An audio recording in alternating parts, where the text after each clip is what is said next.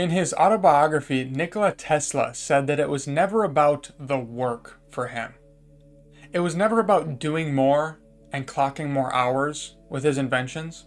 Instead, he said, it was more about his mind and his thoughts and his imagination. So I want to read to you this section from his autobiography called My Inventions. He says here that I am credited with being one of the hardest workers, and perhaps I am. If thought is the equivalent of labor, I have devoted almost all my waking hours.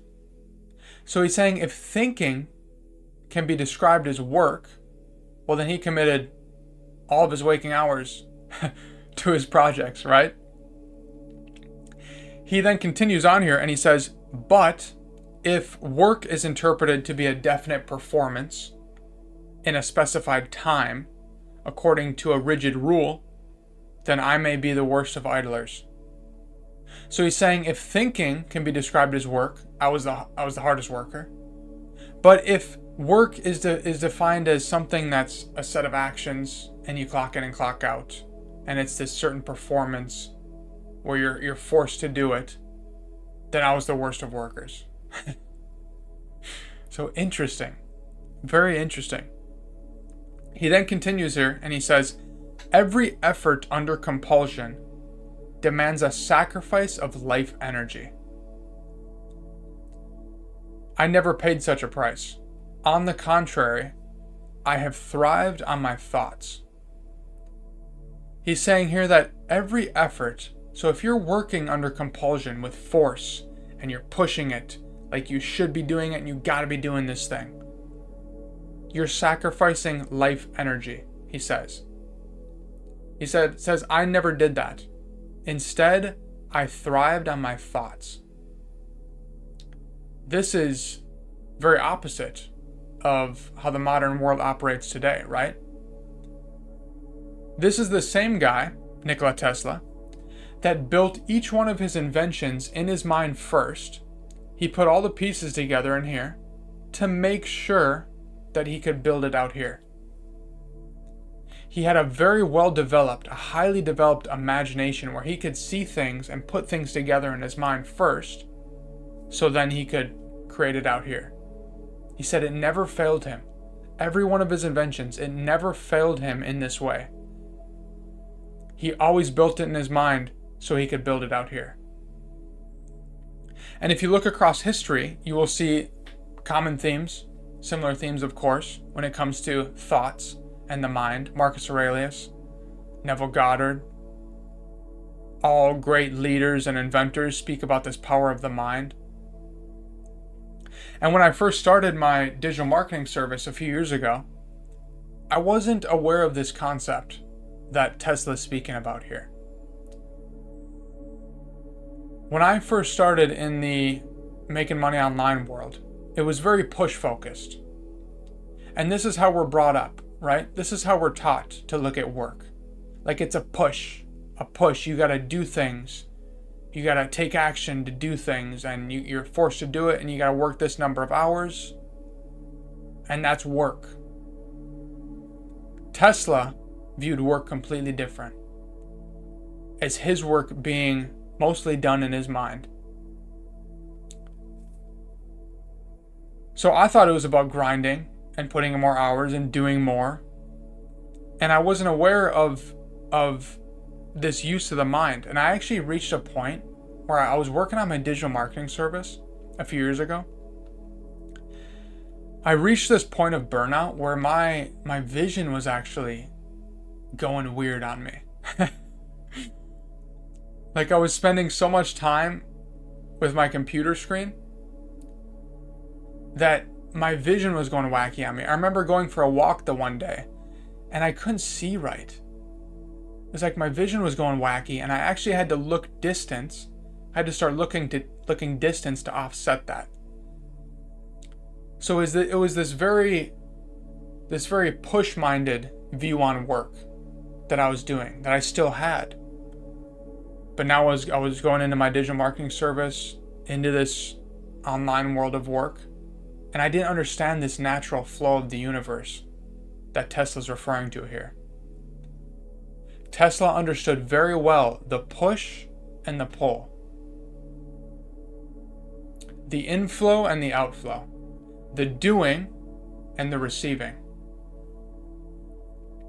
So there's this natural flow that he's referring to here when he's talking about his thoughts and most of his work being done in his mind on the receiving aspect. Tesla understood very well that we are receivers of information. We are receivers of information right here. And he spent most of his time, he credits most of his work to his ability to receive the information clearly. Isn't that interesting? Wow. So he understood the inflow and the outflow, the push and pull, the doing and the receiving. So when we look at this online world, and you look at the things you're trying to do, the things you're trying to accomplish, if you understand the doing, the grinding, the push, but you don't understand the doing nothing, then you're missing half the equation there. And I had to learn this for myself, right? If you can do the work, but you can't do nothing, then you're missing half the equation. It's about channeling this universal flow of things. It's about redefining what work means for you.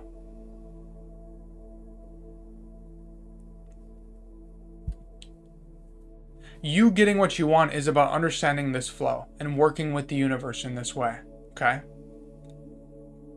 Tesla said that if it was about the work, if it was about the push and the doing more, the number of hours, this vanity thing, then he was the worst of workers. But if it was about the pulling back and the receiving information, the thinking, then he was the best of workers, because he spent virtually all of his time with his thoughts, building the thing in his thoughts. So he understood this natural dance, this universal law of things. And he decided to disregard the definition of work and what that looked like. And he saw that his greatest output came from his thoughts and his mind. Understanding this dance of push and pulling back, of doing and receiving the information. He understood very clearly that the mind is a receiver of information, and he was channeling this thing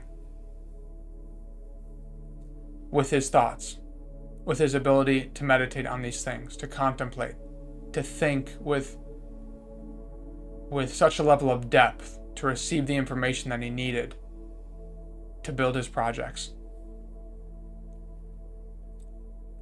So channeling this flow of energy and this use of the mind is where he credited his work. And I want you to think about that. He said his use of his imagination never failed him.